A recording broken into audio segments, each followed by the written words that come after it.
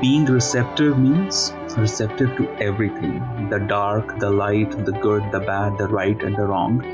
You have to go through all the experiences. You cannot experience life by only embracing the good vibes, by only embracing one aspect of your dimension. You have to be receptive to everything. I'm Heather Grish, and this is the Wisdom of the Body podcast. This podcast explores the idea of body intelligence as the real key to learning the knowledge of life, or what we call Ayurveda in the ancient language of Sanskrit.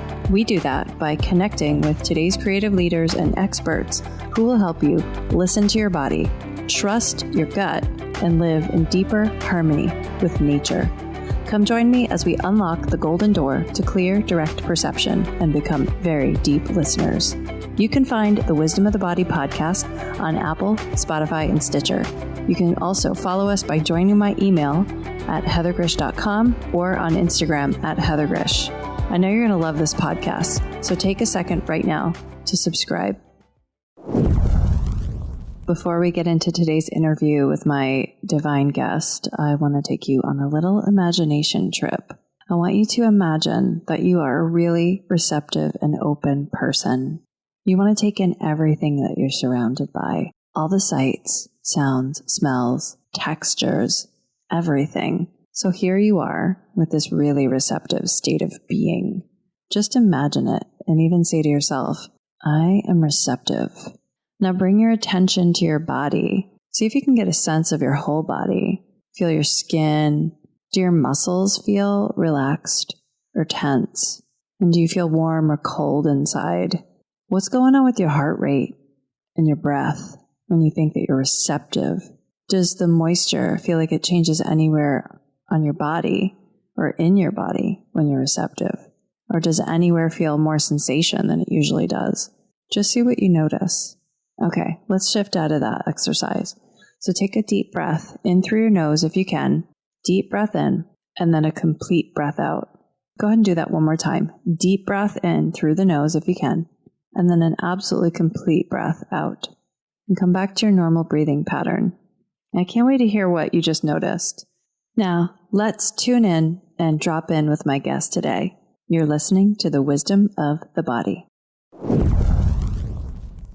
Today, I'm here with Chandresh Bhardwaj. Chandresh is an author, spiritual advisor, and speaker. His bestseller book and podcast, Break the Norms, question everything you think you know about God and truth, life and death, love and sex, presents thought-provoking ideas on how we perceive relationships, sex, spirituality, and other aspects of life. With nods from the Dalai Lama and Dr. Deepak Chopra, Chandresh Bhardwaj offers a fresh, trailblazing voice in the contemporary spiritual teaching. Currently based in Los Angeles, Chandresh has been long fascinated by the incredible power of human consciousness and shares that truth must be realized from within. Thanks for joining us today, Chandresh. I'm really happy to be here, Heather. Really glad you started this podcast.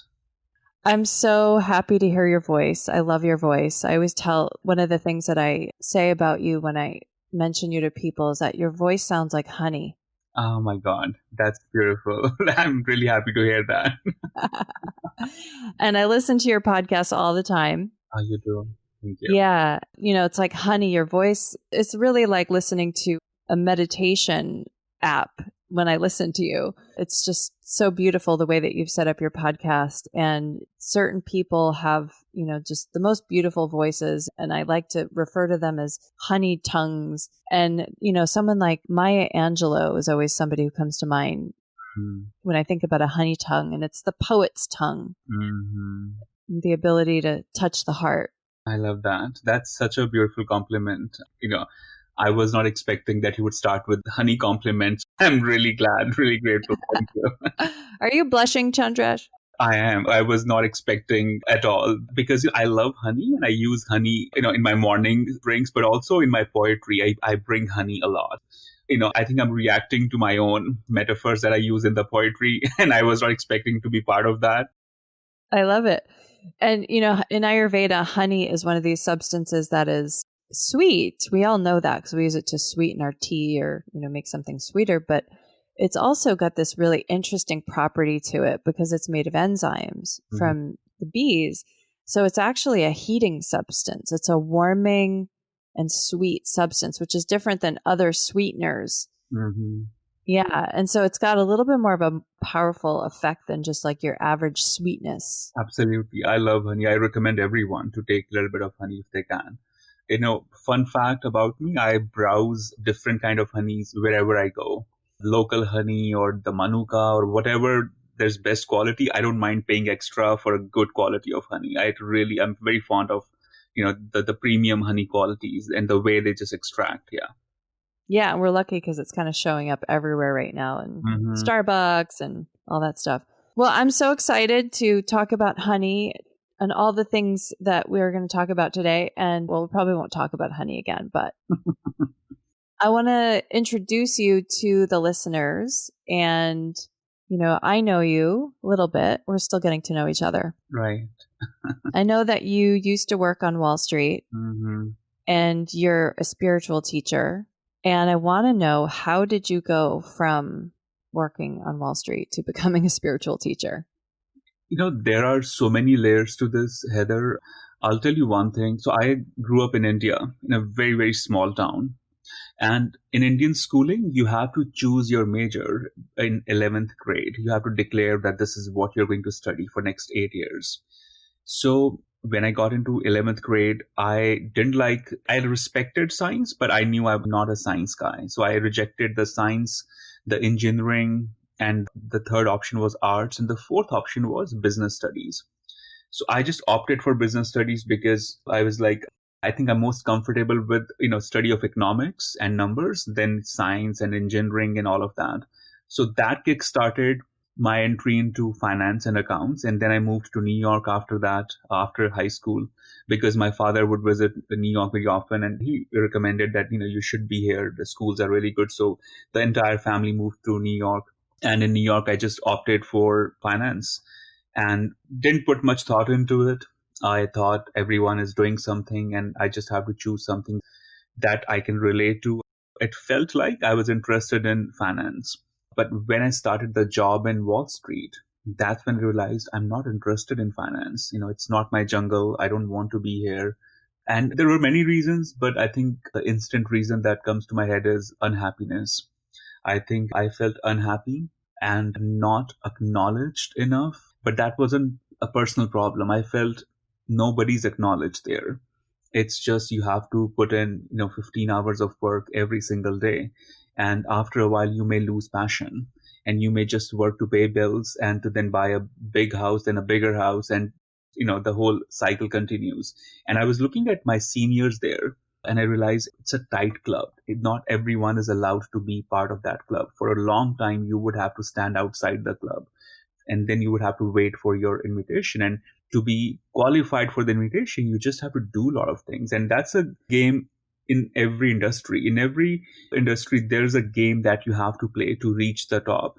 That game is not pleasing. And even in spiritual, field, which maybe we would go into that, there are games that are involved. If you don't want to be part of that game, then you have to let go of that temptation that comes with the game. So I decided not to play the game in the Wall Street and step out.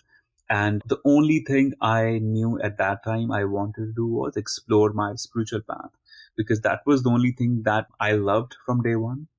I've always been very inclined, almost obsessively inclined towards spirituality. I grew up in a family of spiritual teachers and meditation, mantras, the whole cosmic consciousness. That's something I've always been obsessed about. So I just decided to quit Wall Street and started exploring how can I contribute toward a spiritual path. And that meant just cultivating gratitude and courage every single day. Gratitude for the gifts that I want to share and courage to just show up for it every single day, even if it's not going as per my expectations or plans. But that's how it really started. It was unhappiness and then the courage to just live my truth. So when you say that you came from a background in spirit, you've always been a spiritual person and that's been part of your upbringing. Could you talk a little bit more about that? Like, what kind of spiritual background did you come from? So my father, grandfather, and great grandfathers and so on, they have all been spiritual gurus. My father is still a very active spiritual voice in the South Asian community. And I grew up watching very important people in the country lining up to, seek guidance and consultation from my father. I started realizing that what he does is a pretty important job, because these are powerful people and they come to get guidance from my father. So there must be something important he's doing. But I'll tell you, funny thing, he never ever told me to meditate. Neither my mom or my dad, they never told me you should be meditating or doing some sort of spiritual or religious ritual because you belong to this family and this is what we do. It was something I was always interested in. I feel part of that reason was that's what I grew up watching. And other reason is just undescribable. It could be past life connection, could be some other love in me about divinity, about cosmic, but it was an extremely traditional spiritual environment, not really religious, but very spiritual, very open-minded, very much focused on higher consciousness and those kind of conversations. So that's what I grew up experiencing and watching. And I have not read plenty of spiritual books, to be honest with you. People think I read a lot and they keep asking me the right books for meditation or Tantra, but I actually have no book recommendation. And I know I disappoint people, in that department. That's funny. I actually don't read a ton of books either. And so we've talked a little bit about your background. And I know that one of the things that you do talk about is Tantra, which, to be perfectly honest, I don't know a lot about Tantra. Just to talk a little bit about my spiritual background for a point of reference is I grew up Catholic. So I grew up on the East Coast in Rhode Island. I grew up Catholic. I became sort of very agnostic when I was in college, I would say, or maybe even in high school, borderline atheist, and was always very science oriented. Mm-hmm. And then something happened to me once I started to get into yoga. I started teaching yoga, 10 years ago. I think once I read the Yoga Sutras and I started to understand that a lot of my problems with religion were actually problems of my mind, that I could start to look at other spiritual traditions or other religious traditions and look at them a little bit more like metaphors rather than something that was to be taken so literally. So I became a little bit more open to learning about other traditions, and I started studying with a teacher who was Vedanta lineage. But when I started to learn about yoga, I also started studying Vedanta, and that was around the time where I learned about Ayurveda and how I got on my path. But I never really came across Tantra. Right. And so I don't really know a lot about it. And I know that a lot of people think it's all about sex. That's like the top thing that you hear about it. In fact, I was just talking with my intern yesterday and I mentioned that I was going to interview you. And she's like, she immediately, started talking about, people's relationship with sex. And I said, yeah, but I keep hearing that Tantra is not all about sex. So tell me a little, what is Tantra? And if you could explain it to an absolute beginner. Yeah, Tantra literally means technique or science. In Eastern traditions, we refer to Tantra as a science. That's how I learned Tantra all my life. It was only after I moved to New York that I started coming across books or DVDs, that talk about so-called Tantra sex. In reality, Tantra does not teach any sort of acrobatic sexuality. It teaches you to go beyond sex, but not just sex. It teaches you to go beyond every single aspect of human awareness, human experience. So as a human, you have anger, greed, ego, desires, attachments, and many other emotions. Tantra will teach you the science, the technique of how to go beyond those emotions and how to channel these emotions to experience higher awareness. We understand Tantra as a technique of self-awareness. That's how I have always defined Tantra, that it's a science of self-awareness. Everything that you read or understand about Eastern spirituality, be it mantras, meditation, kundalini, yoga, they all are extended branches of Tantra. And it's unfortunate that Tantra just became this brand for some red hot sex. And there are plenty of books, I think, in the Western market that only teach the sexual aspect of Tantra. And I wouldn't mind it, but the fact is, that's not what Tantra teaches. You could call it sexual healing, sex therapy, but that's not what Tantra is. In fact, on Netflix, they released this show called Unwell. And many people on my Instagram sent me messages that, have you watched it? What are your views about it? So I didn't want to watch it because I knew it's going to be just, another sex and cult point of view on Tantra. But so many people texted me, so I decided to watch it. And then I ended up creating a whole review of that show, which will be released probably this week or next week. So by the time this podcast is out, it will be on my YouTube and Instagram. But there is huge amount of unawareness about Tantra. And one of the major reasons I decided to leave Wall Street was to create awareness on Tantra, because I realized that's my lineage and it's so majorly mistaught and the interpretation has gone so wrong. So this would give me enough inspiration and fire to just, create awareness on Tantra. It kind of reminds me of how with yoga, because yoga sort of is known as this thing you do with your body. You put it in different shapes and you make yourself into a pretzel or whatever. But the idea of yoga as well is not a physical thing. Mm-hmm. That we've turned it into this sort of objectified thing, or just anytime you try to turn anything into a thing, into a label, it somehow seems to corrupt the core essence of the idea of the concept. Exactly. And I think when the marketing steps in, it further butchers the whole essence, because the marketing experts, they have this pressure of selling that product, selling that brand. So they start to see what could be the most controversial, spicy selling part of this brand or this particular subject. And then they started selling that part. So yoga became just a stretching exercise, just a fitness thing. Tantra became just a sex thing. And even the way modern meditation is being taught, so much of that is just purely wrong. And it's sad, but this is, where the things are. But I feel those who know the right stuff, they should speak up more and more and create more and more awareness so that at least there are right voices, speaking about the subject. Yeah, and who better to do it than you, coming from generations of a family that has been working in this area and educating people about this for so many years. So I know that on your podcast, and one of the big audiences that seems to follow you is women who are interested in learning about the divine feminine. It just really, a lot of the comments that I see on your Instagram page and some of the ways I see you trying to open people up are around this theme. How did that come to be? None of that was planned. None of what you see on my Instagram or podcast is planned. In fact, what I write on Instagram is basically prepared 2 minutes before I post it. So there's no strategy happening there. There's no template. There's no formula I go with. I'm just sharing what comes to my heart. That's the only thing I've been doing. I'm extremely lazy and unstructured guy. If I, have to choose that route where I plan things and then put it out there, that has never worked with me.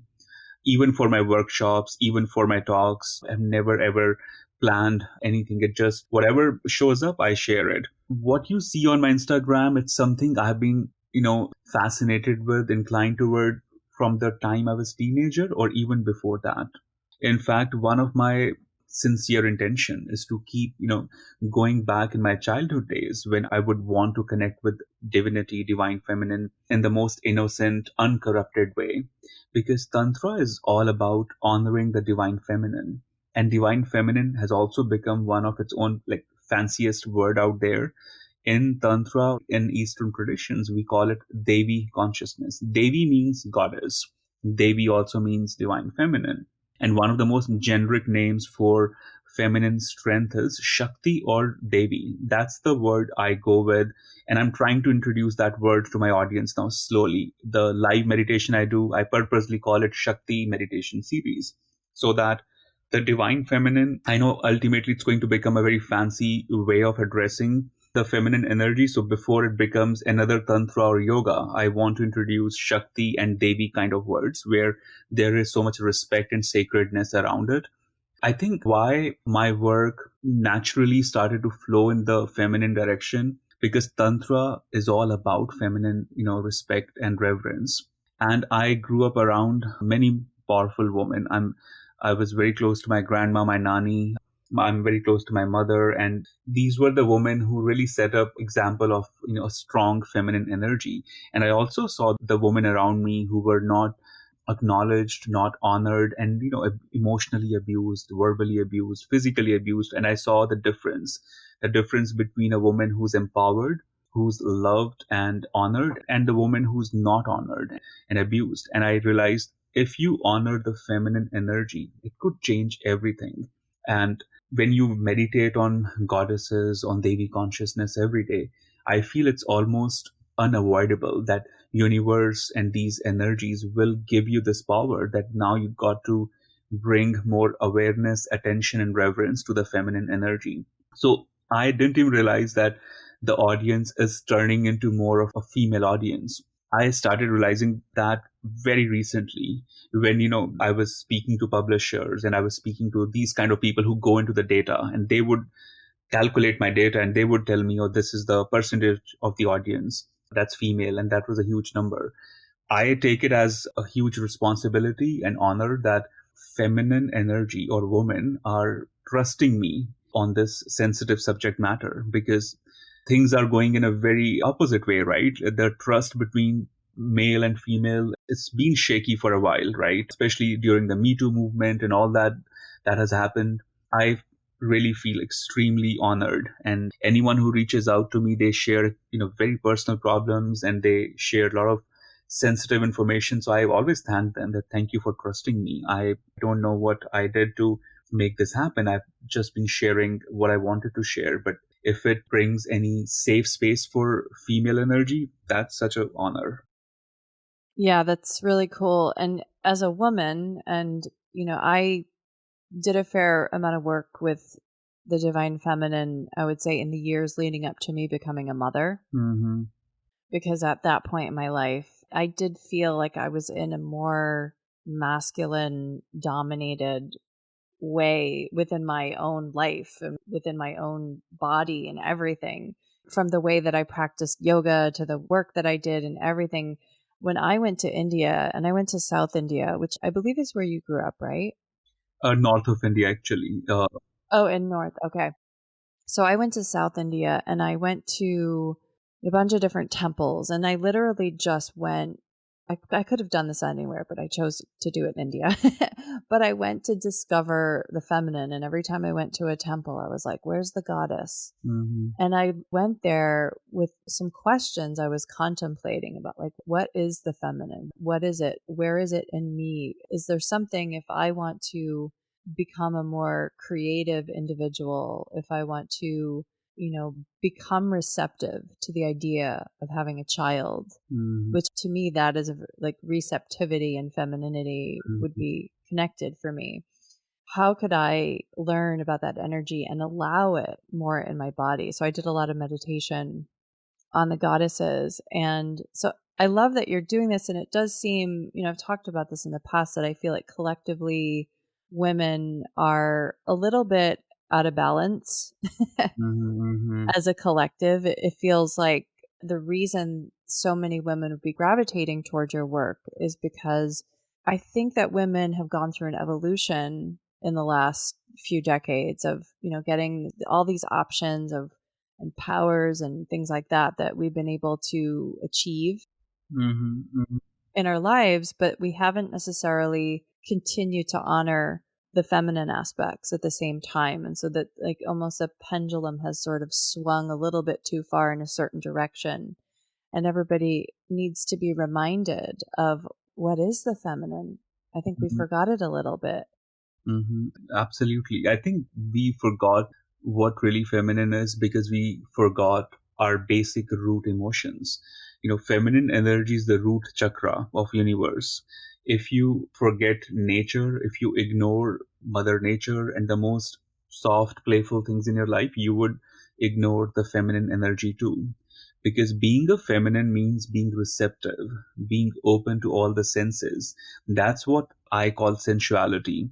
For me, sensuality is not being glamorous or being physically or sexually attractive, but sensuality is being receptive to all the senses, the way you smell something, the way you talk, the way you listen, the way you touch something. It could be anything where your senses are involved.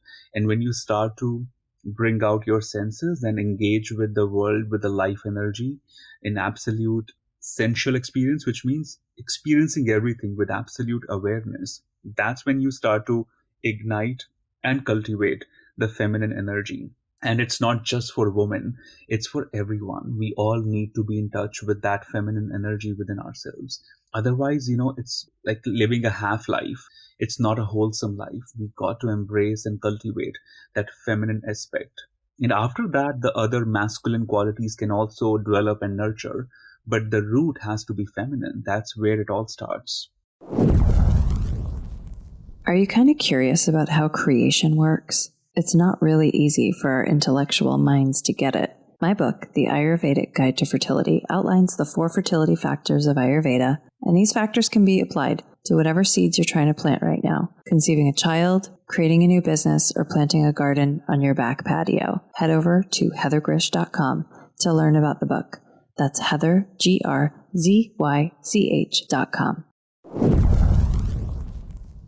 So what do you think makes a person receptive or not receptive to the feminine energy? And I guess if we're going to talk about it in terms of it being access to our sensual nature, meaning the world of the senses, our ability to take in information, data, sights, sounds, smells, all these things, what are the things that make us receptive or not receptive to that? I think this question has so many layers. We are not receptive because I think we have become so selective in everything. And that selectivity applies in all the things we do. I'm sure you have heard this phrase, especially on many spiritual books or websites, that take what resonates with you and leave the rest.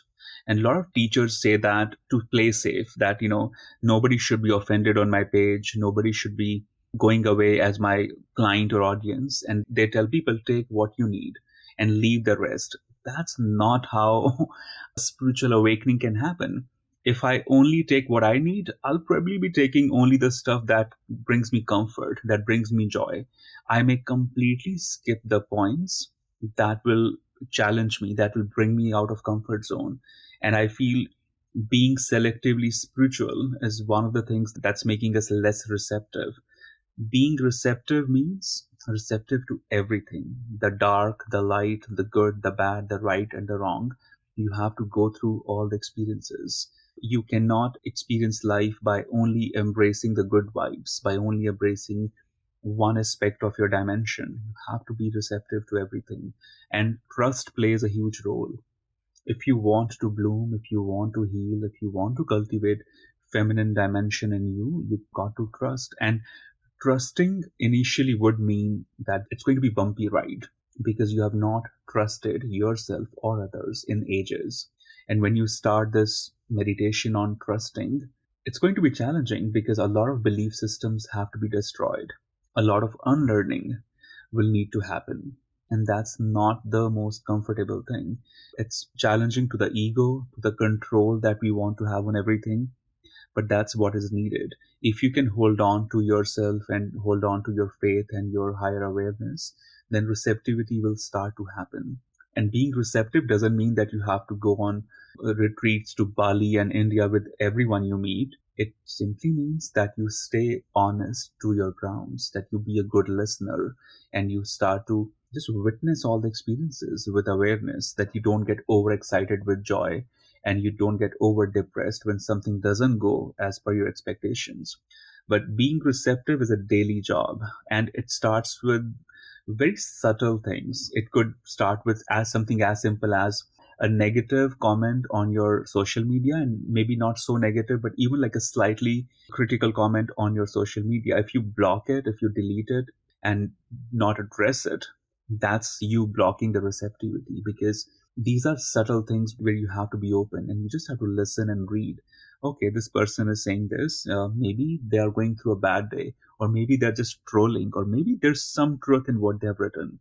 But not being so attached with the good, the light, that's a good start. And then you start to expand your awareness toward all seasons of life. I think that's where you really expand your receptivity. One of the guests I interviewed in episode 1, Kristen Ulmer, she's a student of Zen, but she used to be a women's extreme skier, really super intense woman. And she had this metaphor that she used about, imagine that you're the father of 10,000 children. And that, if you only give attention to the children named love and joy and compassion, if you don't give your attention to those children, anger, fear, greed, all of the human spectrum, because the children would represent all of the potential emotions that you could feel, that you'd be ignoring something that's actually there. And what happens when you ignore it, the things can sort of fester. And she talked about this metaphor of like locking them in the basement, which was kind of wild. But, it's interesting how, especially in the yoga world, I taught yoga for 10 years, there's all this focus on positivity and things like that. And even in the Yoga Sutras, there's the whole concept of Pratipaksha Bhavana, right? So the turning a negative into a positive, which is certainly a strategy of shifting energy. But I guess when we perceive that something has pleasure or something has pain attached to it, that actually changes. I mean, as I've gotten older, I've noticed that. And also, I think when you meditate more and you start to know yourself more, you start to notice that your tolerance for certain things can change. Right. Yeah. In life. So something that you may have perceived as pleasurable at one point becomes painful, or vice versa. Absolutely.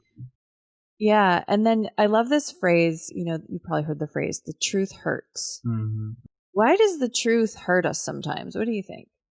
Because we are so attached to our belief systems, we are so attached to our conditioning, and we are not ready to go beyond what's being, programmed in us. As long as you confine your life experience through your religious identity, family identity, through your job, through your relationships, the truth will always hurt because you are not ready to experience your existence beyond these labels. You got to let go of all the labels, and that includes the label of being a man or woman at one point. In the higher states of meditation, you start to witness yourself as absolute awareness, and that basically means shedding the layers of all the, even the masculine and the feminine, and just becoming more and more awareness. That's what Buddha used to call himself. He always used this mantra called Soham, which means I am awareness. Somebody asked him, actually, who are you? Are you prince, a beggar, a monk? And he said Soham, which means I am awareness.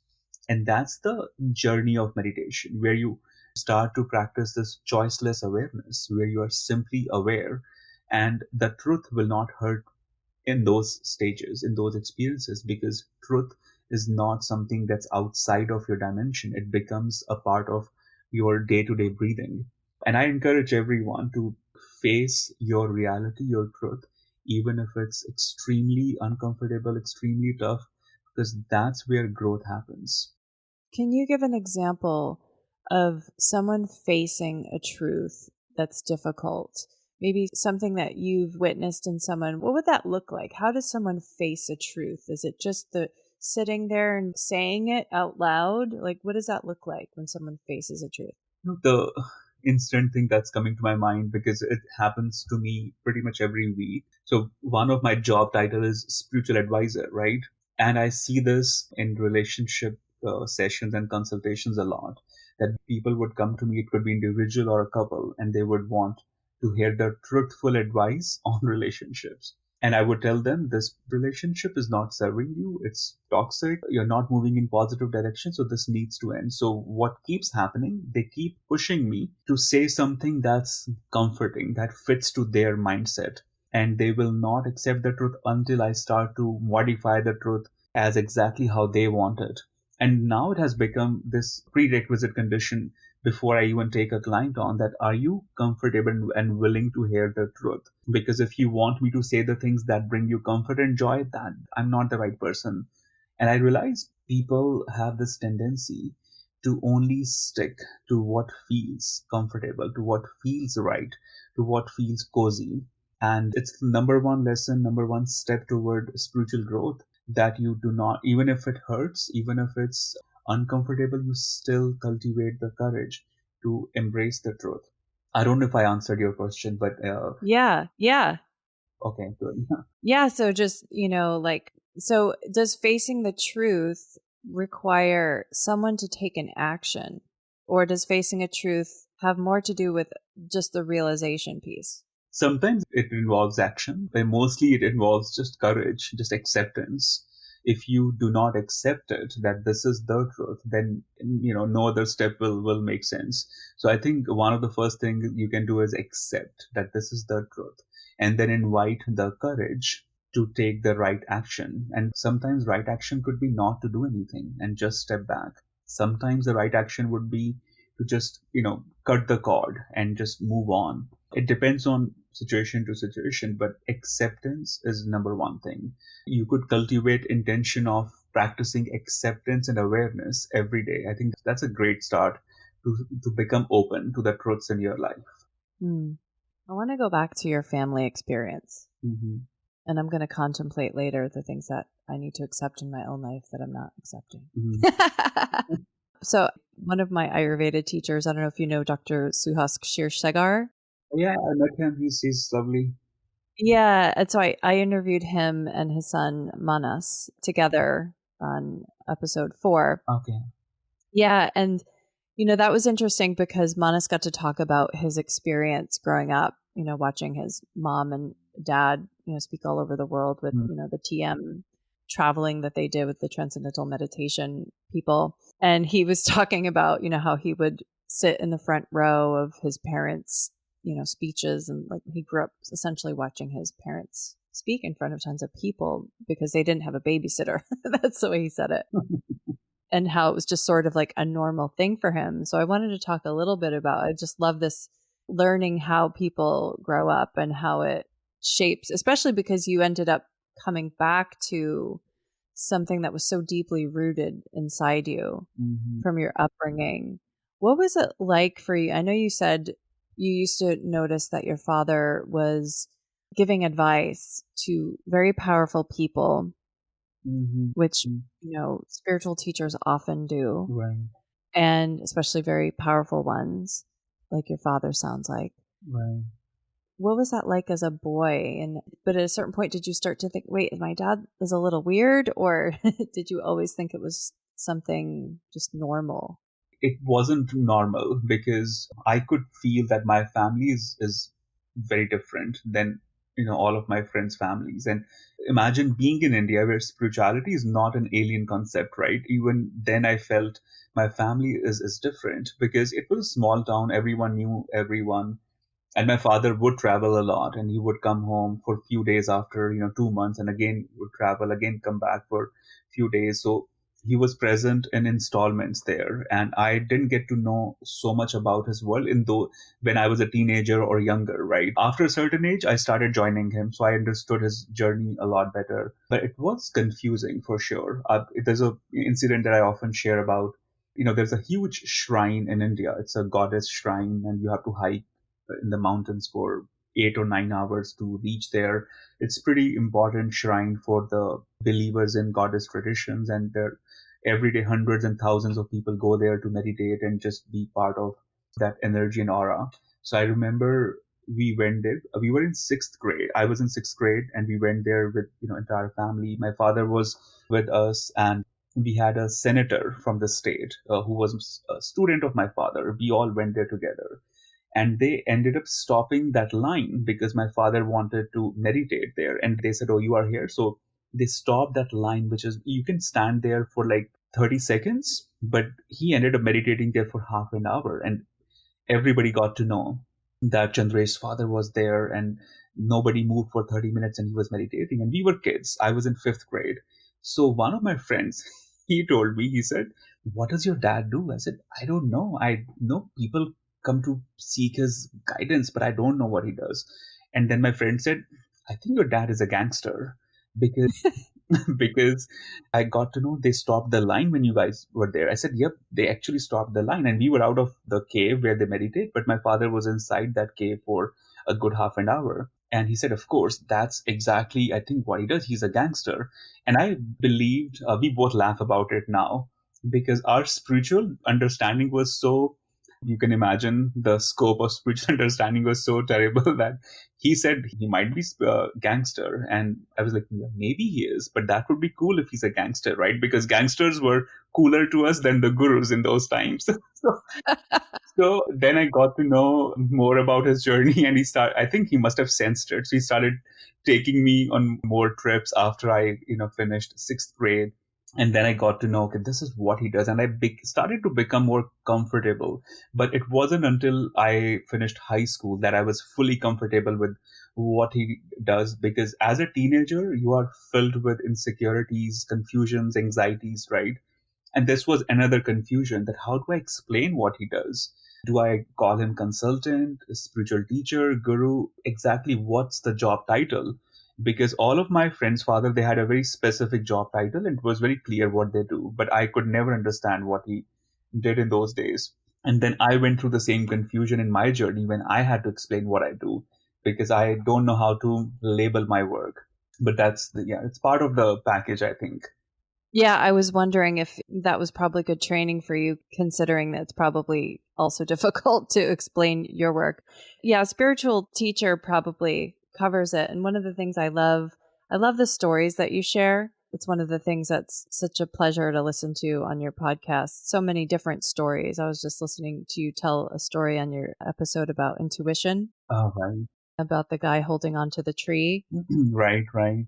And it's just so lovely. And I think that it's one of the things that it makes you feel really old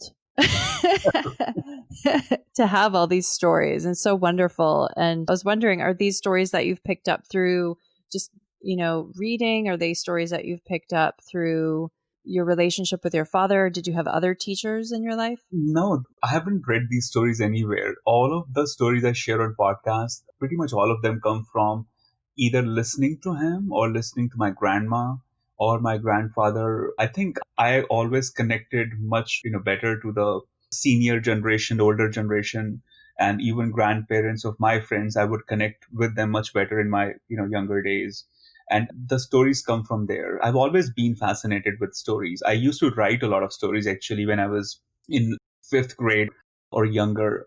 Nobody knows this, but I used to write so-called movie scripts when I was in fifth grade, and I used to mail those scripts to Bombay, where the Bollywood was. And I wanted my stories to be converted into like a full screen movies. That was one of the fascinations in my head. And I think the love for stories started from that time. So maybe that's why I explain things through stories. And in my head, stories are very real. Like I really live them. And the reason I watch TV is because I keep looking for that perfect story and perfect spiritual lesson in any story. It could be watching Breaking Bad, and I would draw plenty of spiritual lessons and start applying it in my practical life. But the ones I share on podcasts, they are part of the Himalayas, the mountain life, the village life. The traditional India has plenty of stories. When you hang out there for a few days, you'll realize people love the storytelling experience there. So, Chandresh, this is such a weird time to live in. And I know that we're all going through a lot of shifts. What kinds of advice would you have for people? Right now, we're going into probably what's going to be a crazy fall. Mm-hmm. The election's coming up in the United States, and people are, getting heated and fatigued and all sorts of things. Mm-hmm. What kind of advice do you have for people right now to get through this season? I mentioned this when the whole pandemic started 5 months ago, or maybe 6 months ago now, I think. I said it's not going to be the survival of the fittest, it's going to be survival of the most aware one. And I still stand by it. I think it's a time when our awareness has become extremely important. And I'm calling it awareness because I've been watching people that I've known for years, that their belief systems have shifted in the past 6 months. Some of them have become compassionate, and many of them have become extremely angry. extremely doubtful, scared, fearful, and many of them are trying to exercise control over everything. And many things in life cannot be controlled. You just have to be aware on how to handle it. So my only advice is start learning about your awareness. Start learning about the dimensions beyond the thoughts, beyond the emotions, which in my opinion can be experienced through meditation, through self-reflection exercises. It could even be experienced through yoga, but definitely get to know your awareness. How do you relate to your awareness? How do you relate to your higher consciousness? Because you have to believe in your inner voice. You cannot be at the mercy of news, of social media narrative and noises and trends that keep coming and going. You'll go crazy if you keep watching the news or keep watching social media, and you are simply existing as a reactionary being. Please do not be a reactionary being. You've got to be a responsive being. And response means getting in touch with your awareness. And that awareness will lead your entire experience. That's what I recommend, because I think there's still a lot more that will unfold in 2020 and even beyond. Elections are coming, but there's going to be a lot more circus than just elections. So you got to have absolute awareness of where this circus is going, and you have to watch it like a circus. Stay back, watch it, and then take the actions that bring you strength and bring you empowerment, bring you more awareness and courage. That's what I would recommend. It's interesting when you say stay back, because when I feel myself in a space where I have more awareness, I actually feel the back of my body more. Mm-hmm. I really rest into the back of my body and sort of fight those impulses to do and fight those impulses to try to turn it into something or interpret, and to just really super deeply listen. Mm-hmm. Mm-hmm. And I just want to say that everything you just said, those are the words of someone in a young body who's got a really, really, really old soul and a lot of wisdom. So I just want to thank you for sharing that with us today. Thank you, Heather. Yeah, it's been lovely talking with you. And for people to get in touch with you to learn more about your work, how do you recommend they do that? I think to learn what I do, the best space is podcast, which is a Break the Norms podcast for me. That's where I put, my real, I think, energy, my stories, my experiences. The second best place is Instagram, CB Meditates, where I share poetry, little nuggets of my experiences, and then finally my website. But nowadays we don't put a lot of information on website. That's just a space to connect and reach out if you want to go deeper. But I think podcast is a great space to start. Okay. And I'll make sure and include all that in the show notes for the listeners. Amazing. Thank you. Yeah. So thanks for being here with us today, Chandresh. Thank you, Heather. You asked such wonderful questions. Thank you. Thank you for tuning in and dropping in with us today. Don't forget to subscribe, rate, and review this podcast. I really want to hear your feedback. To learn more about my work, visit heathergrish.com. That's Heather, GRZYCH.com. And meet me here next time on The Wisdom of the Body.